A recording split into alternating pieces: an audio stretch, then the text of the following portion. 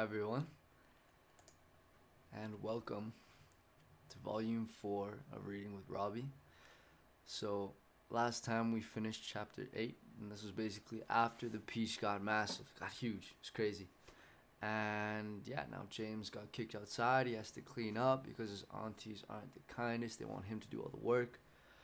So we ended at the part where he just got kicked out, and it's nighttime, and let's get going.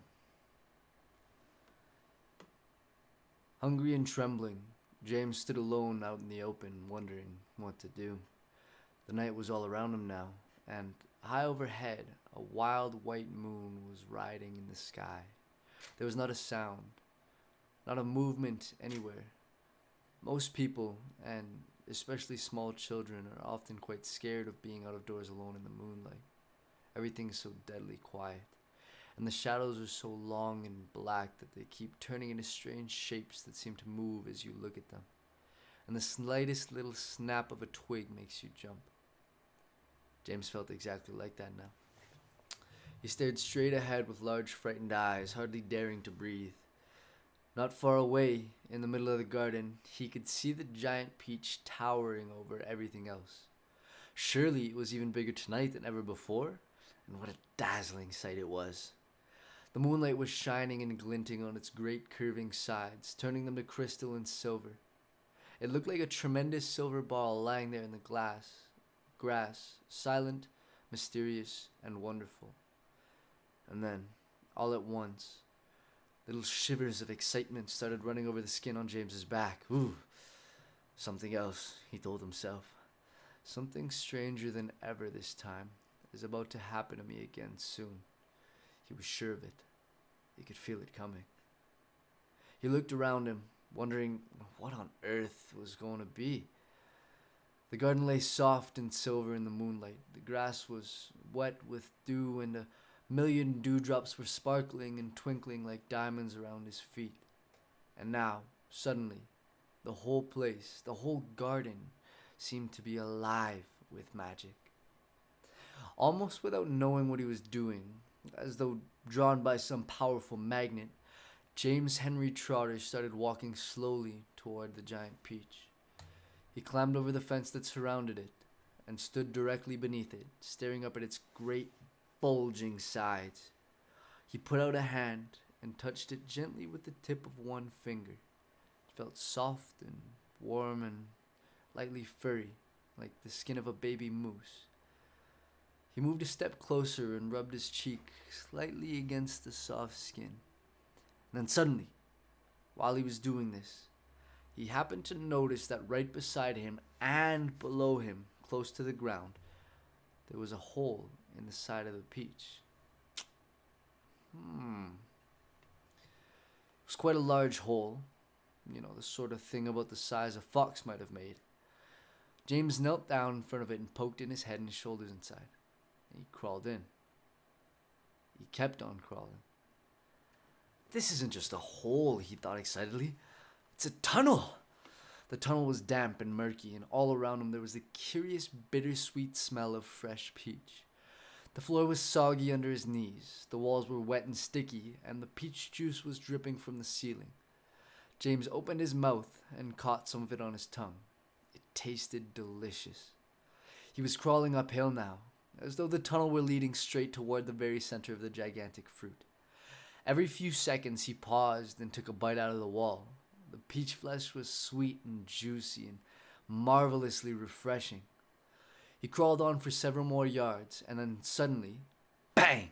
The top of his head bumped into something extremely hard, blocking his way. He glanced up, and in front of him there was a solid wall that seemed at first though it were made out of wood. I wonder if that's the pit. He touched it with his fingers. It certainly felt like wood, except it was very jagged and full of deep grooves. "Good heavens," he said. "I know what this is. I've come to the stone in the middle of the peach." Then he noticed that there was a small door cut into the face of the peach stone. He gave it a push. It swung open. He crawled through it, and before he had time to glance up and see where he was, he heard a voice saying, "Oi, look who's here!"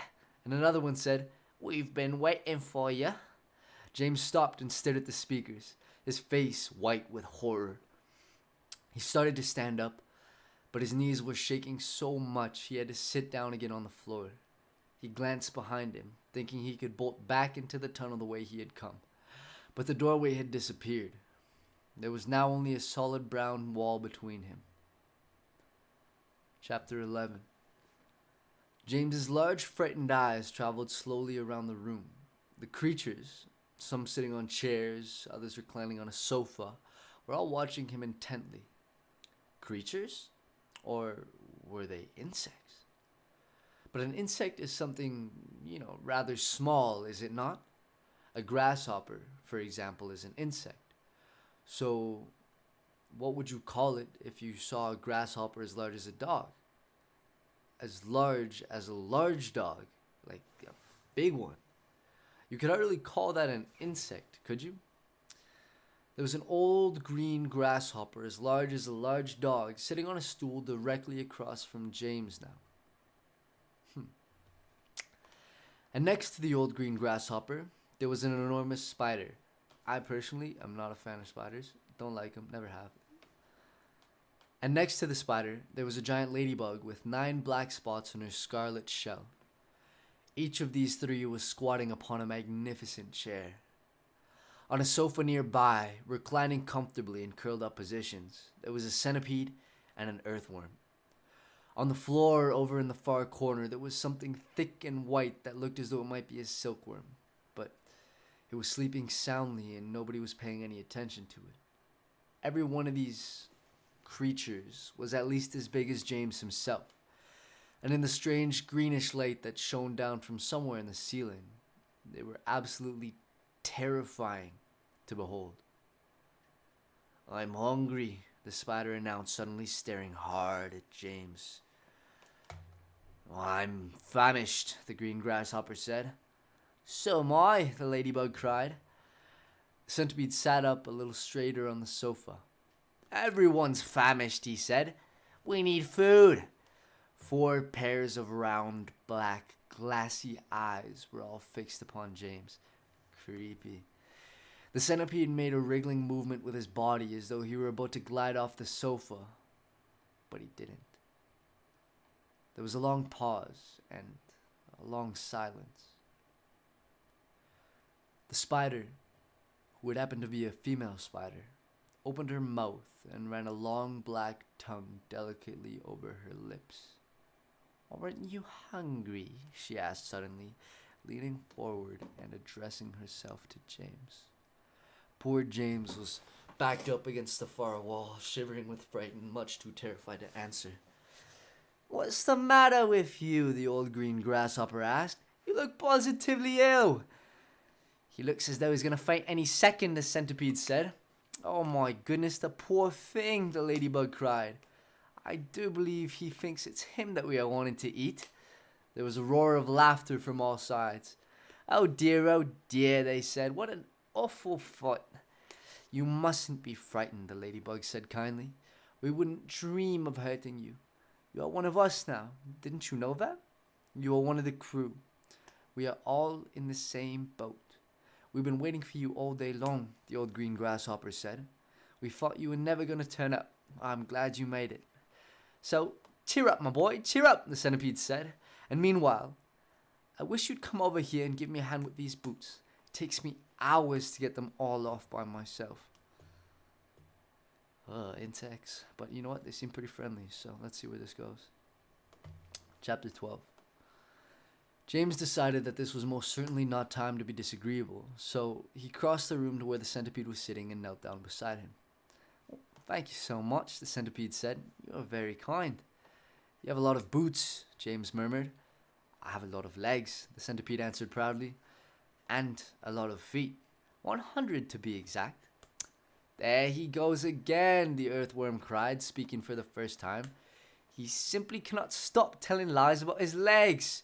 He doesn't have anything like 100 of them. He's got 42. The trouble is that most people don't bother to count them. They just take his word. And anyway, there is nothing marvelous, centipede, about having a lot of legs." "Ah, poor fellow," the centipede said, whispering in James's ear. "He's blind. He can't see how splendid I look." In my opinion, the earthworm said, the really marvelous thing is to have no legs at all and to be able to walk just the same. You call that walking? Cried the centipede. You're a slitherer, that's all you are. You slither along. I glide, said the earthworm primly. You are a slimy beast, answered the centipede. I am not a slimy beast, the earthworm said. I am a useful and much loved creature. Ask any gardener you like. And as for you, I am a pest, the centipede announced, grinning broadly and looking around the room for approval. He's so proud of that, the ladybug said, smiling at James. Though, for the life of me, I can't understand why. I'm the only pest in this room, cried the centipede, still grinning away. Unless you count old green grasshopper over there, but he is long past it now. He's too old to be a pest anymore. The old green grasshopper turned his huge black eyes upon the centipede and gave him a withering look. Young fellow, he said, speaking in a deep, slow, and scornful voice. I have never been a pest in my life, he said. I am a musician. Hear, hear, said the ladybug. James, the centipede said. Your name is James, isn't it? Yes.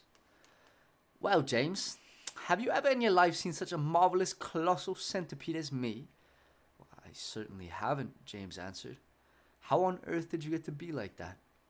Ah, very peculiar, the centipede said. Very, very, very peculiar indeed. Let me tell you what happened. I was messing about in the garden under the old peach tree, and suddenly a funny little green thing came wriggling past my nose. Bright green it was, and extraordinarily beautiful, and it looked like some kind of tiny stone or crystal. Oh, but I know what that was, cried James. It happened to me too, said the ladybug. And me, Miss Spider said. Suddenly there were little green things everywhere. The soil was full of them. I actually swallowed one, the earthworm declared proudly. So did I, the ladybug said. I swallowed 3, the centipede said. But who's telling this story anyway? Don't interrupt. It's too late to tell stories now, the old green grasshopper announced. It's time to go to sleep. I refuse to sleep in my boots, the centipede cried. How many more are there to come off, James? I think I've done like 20 so far, James told him. Then that leaves 80 to go. 22, not 80, shrieked the earthworm. He's lying again. The centipede roared with laughter. Stop pulling the earthworm's leg, the ladybug said. This sent the centipede into hysterics. Pulling his leg, he cried, wriggling with glee and pointing to the earthworm. Which leg am I pulling? You tell me that.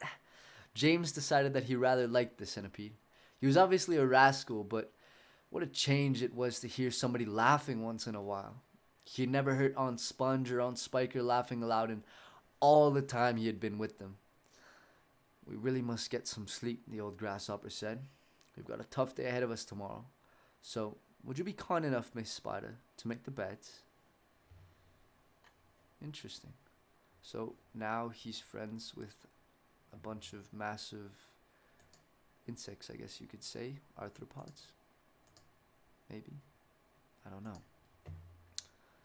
But now we're on chapter 10. Sorry, chapter 13. A few minutes later, Miss Spider had made the first bed. It was hanging from the ceiling, suspended by a rope of threads at either end, so that actually it looked more like a hammock than a bed. But it was a magnificent affair, and the stuff that it was made of shimmered like silk in pale light. I do hope you find it comfortable, Miss Spider said to the old green grasshopper. I made it as soft and as silky as I possibly could. I spun it with gossamer, and that's a much better quality thread than the one that I use for my own web. Ah, thank you so much, my dear lady, the old green grasshopper said, climbing into the hammock. Ah, this is just what I needed. Good night, everybody. Good night. Then Miss Spider spun the next hammock, and the ladybug got in. After that, she spun a long one for the centipede, and an even longer one for the earthworm. And how'd you like your bed? She said to James when it came to his turn. Hard or soft? I like it soft, thank you very much, James answered. For goodness sake, stop staring around the room and get on with my boots, the centipede said. You and I are never going to get any sleep at this rate, and kindly line them up neatly in pairs as you take them off. Don't just throw them over your shoulder. James worked away frantically on the centipede's boots. Each one had laces that had to be untied and loosened before it could be pulled off, and to make matters worse, all the laces were tied up to the most terrible complicated knots that had to be unpicked with fingernails. Gotta get the knots. Oh, that would take so long. It was just awful. It took about 2 hours, and by the time James had pulled off the last boot of all and had lined them up in a row on the floor, 21 pairs altogether, the centipede was fast asleep. Wake up, centipede, wake up, whispered James, giving him a gentle dig in the stomach. It's time for bed. Thank you, my dear child, the centipede said, opening his eyes. Then he got down off the sofa and ambled across the room and crawled into his hammock. James got into his own hammock, and oh, how soft and comfortable it was compared to the hard, bare boards that his aunts had always made him sleep upon at home. Lights out, said the centipede drowsily. Nothing happened. Turn out the light, he called, raising his voice. James glanced around the room, wondering which of the others he might be talking to, but they were all asleep. The old green grasshopper was snoring loudly through his nose. The ladybug was making whistling noises as she breathed. And the earthworm was coiled up like a spring at one end of his hammock, wheezing and blowing through his open mouth. As for Miss Spider, she had made a lovely web for herself across one corner of the room, and James could see her crouching right in the very center of it, mumbling softly in her dreams.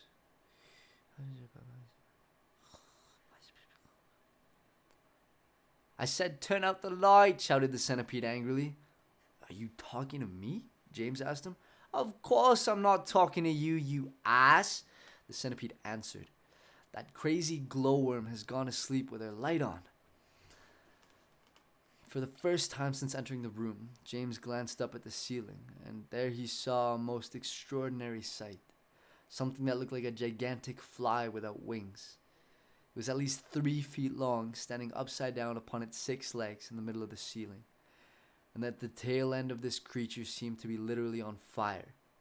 A brilliant greenish light, as bright as the brightest electric bulb, was shining out of its tail and lighting up the whole room. Is that a glowworm? Asked James, staring at the light. Doesn't look like a worm of any sort to me. Of course it's a glowworm, the centipede answered. At least, that's what she calls herself. Although, actually you are quite right. She isn't really a worm at all. Glowworms are never worms. They are simply lady fireflies without wings. Wake up, you lazy beast. But the glowworm didn't stir. So the centipede reached out of his hammock and picked up one of his boots from the floor. Put out that wretched light, he shouted, hurling the boot up at the ceiling. The glowworm slowly opened one eye and stared at the centipede. There's no need to be rude, she said coldly. All in good time. Come on, come on, come on, shouted the centipede, or I'll just put it out for you. Oh, hello, James, the glowworm said, looking down and giving James a little wave and a smile. I didn't see you come in. Welcome, my dear boy, welcome, and good night.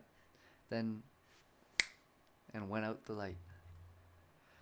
James Henry Trotter lay there in the darkness with his eyes wide open, listening to the strange sleeping noises that the creatures were making all around him, and wondering what on earth was going to happen to him in the morning. Already, he was beginning to like his new friends very much. They were not nearly as terrible as they looked. In fact, they weren't really terrible at all. They seemed extremely good and helpful in spite of all the shouting and arguing that went on between them. Good night, old green grasshopper, he whispered. Good night, ladybug. Good night, Miss Spider. But before he could go through them all, he had fallen fast asleep. Now, chapter 14. We're off, someone was shouting. We're off at last. James woke up with a jump and looked about him. The creatures were all out of their hammocks and moving excitedly around the room. Suddenly, the floor gave a great heave, as though an earthquake were taking place.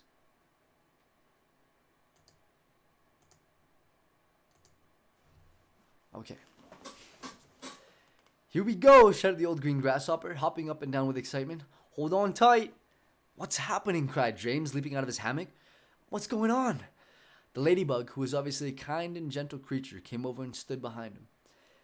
In case you don't know it, she said, we're about to depart forever from the top of this ghastly hill that we've all been living on for so long.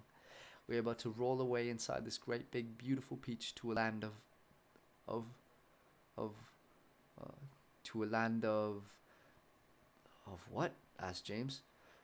Never you mind, said the ladybug. But nothing could be worse than this desolate hilltop and those two repulsive aunts of yours. Here, here, they all shouted. Here, here. You may not have noticed it, the ladybug went on, but the whole garden, even before it reaches the steep edge of the hill, happens to be on a steep slope, and therefore the only thing that has been stopping this peach from rolling away from the right at the beginning is the thick stem attaching it to the tree. Break the stem off, and we go. Watch it, cried Miss Spider as the room gave another violent lurch. Here we go. Not quite, not quite. At this moment, continued the ladybug, our centipede, who has a pair of jaws as sharp as razors, is up there on top of the peach, nibbling away at the stem. In fact, he must nearly be through it, as you can tell from the way we're lurching about. Would you like me to take you under my wings so that you won't fall over when we start rolling?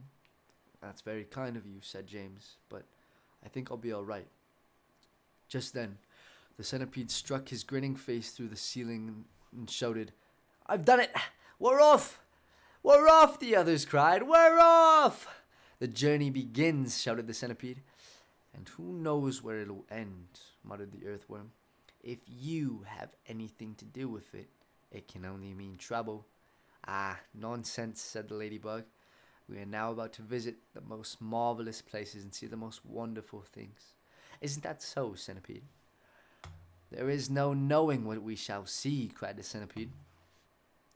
We may see a creature with 49 heads who lives in the desolate snow, and whenever he catches a cold, which he dreads, he has 49 noses to blow. We may see the venomous pink-spotted scrunch who can chew up a man with one bite, and it likes to eat 5 of them roasted for lunch and 18 for its supper at night.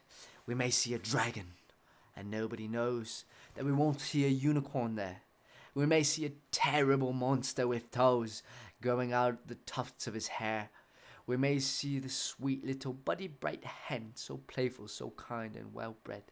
And such beautiful eggs! You just boil them and then they explode and they blow off your head. A new and ignotorious, surely you'll see an enormous and ignorable gnat, whose sting when it stings you goes in at the knee and comes out at the top of your hat.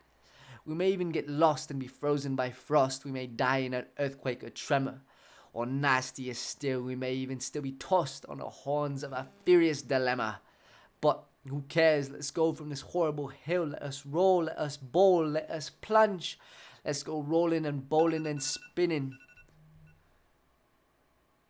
until we're away from old Spiker and Sponge.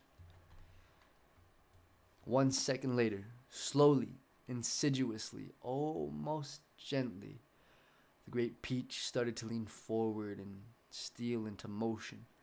The whole room began to tilt over and all the furniture went sliding across the floor and crashed against the far wall. So did James and the ladybug and the old green grasshopper and Miss Spider and the earthworm, also the centipede who had just come slithering quickly down the wall. Outside the garden, at that very moment, Aunt Sponge and Aunt Spiker had just taken their places at the front gate, each with a bunch of tickets in her hand.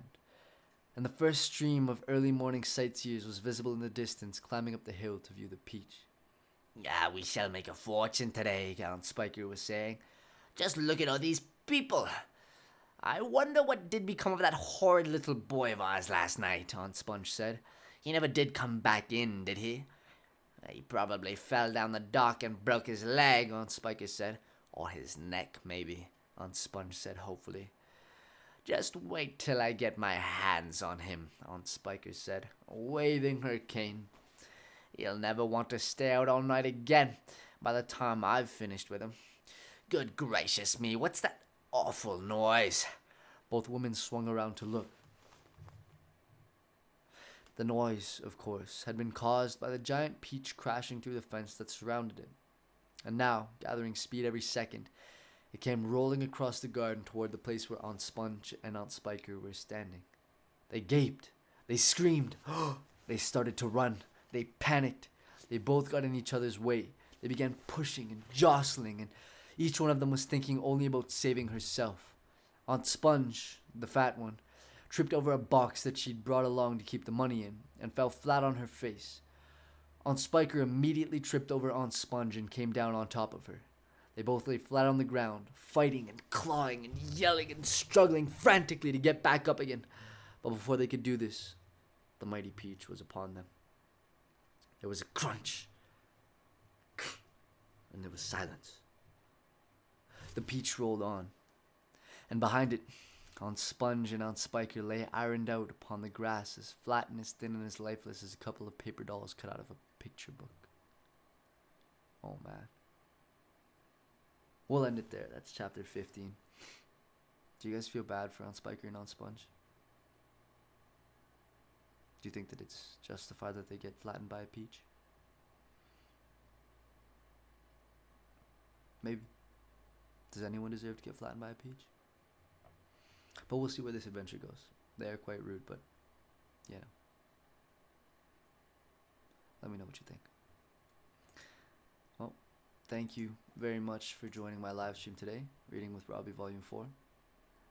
And I hope to see you guys on Saturday.